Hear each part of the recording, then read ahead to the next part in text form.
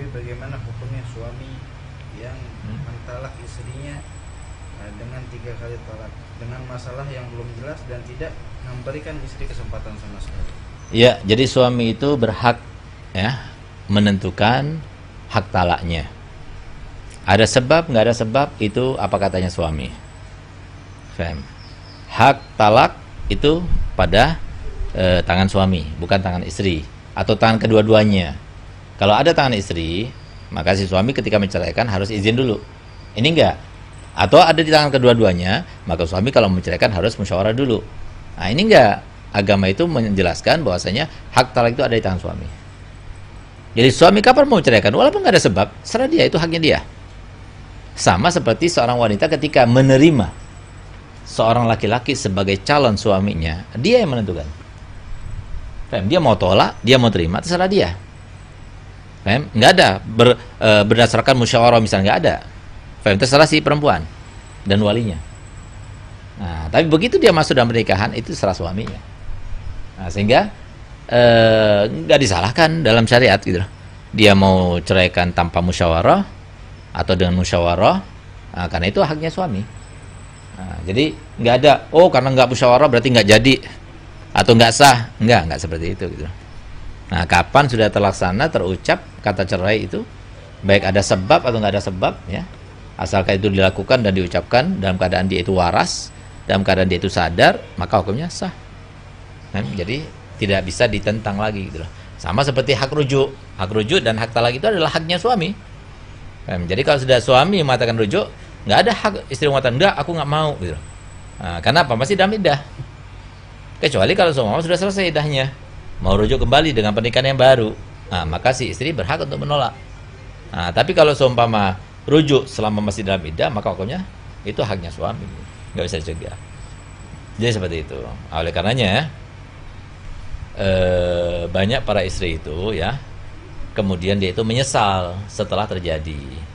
Ketika belum terjadi, mudah sekali perempuan itu mengatakan, udah ceraikan aku aja, kembalikan aku kepada orang tua aku, pulangkan aku, dan sebagainya. Jadi sangkanya status istri sebagai seorang janda itu ada sesuatu yang nikmat, sesuatu yang hibur. Tidak, ya, tidak. Hampir dikatakan 95% istri yang cerai kepada dari suaminya itu kebaikan menyesal gitu. Yang tidak menyesal itu cuma 5% saja gitu. Nah, gunakan kesempatan selama masih ada suami.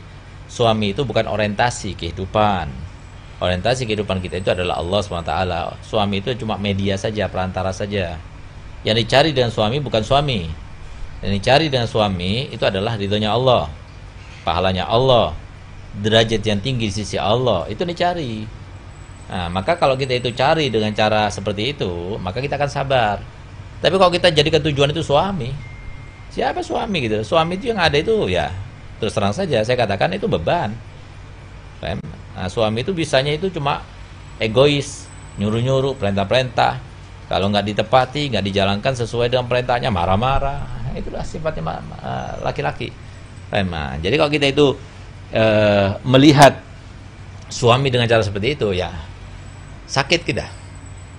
Nah, jadi jangan kita melihat suami ketika kita beramal untuk suami, tapi kita itu melihat kepada Allah yang merintahkan kita untuk jadi solihah. Itu bukan suami, ya, tapi Allah yang merintahkan kita, yang mengatakan bahwasanya haknya seorang suami, dia tidak berbicara dengan suara nada yang keras, tidak menyakiti hatinya, tidak mengganggu pikirannya. Itu bukan suami. Yang menentukan itu agama, syariat, Allah SWT yang menentukan gitu. Nah, karena itulah ibadah. Ibadah itu adalah yang sulit dilakukan oleh hawa nafsu, itu ibadah. Nah, jadi semuanya itu adalah ujian dari Allah Ta'ala. Perempuan diuji dengan laki-laki. Sebagai seorang istri bagaimana kepada laki-laki? Laki-laki juga punya ujian juga sendiri, beda dengan perempuan. Nah, jadi hendaknya kita melihat itu seperti itu. Nah, jadi kalau bukan karena manusia kita melakukannya, mudah untuk kita terapkan dan laksanakan. Tapi kalau karena manusia, susah kita terapkan. Jadi jangan suami ada di rumah, itu adalah suami kamu. Suami gak ada di rumah, gak usah pikirin. Ngapain kita mikirin suami? Ada yang mikir dia sendiri kok. Ada yang mikir Allah juga, ada yang mikir. Ngapain kita pikirin? Kemana? Nanti apa? Lagi sama siapa? Sebagainya. Gak usah pikirin, gak usah. Urusan dia antara dia sama Allah. Kalau dia itu baik, pasti dibalas sama Allah Ta'ala dengan kebaikan. Kalau dia itu nggak baik, pasti Allah Ta'ala balas dengan kejelekan dan kesengsaraan. Itu pasti, nggak mungkin nggak gitu.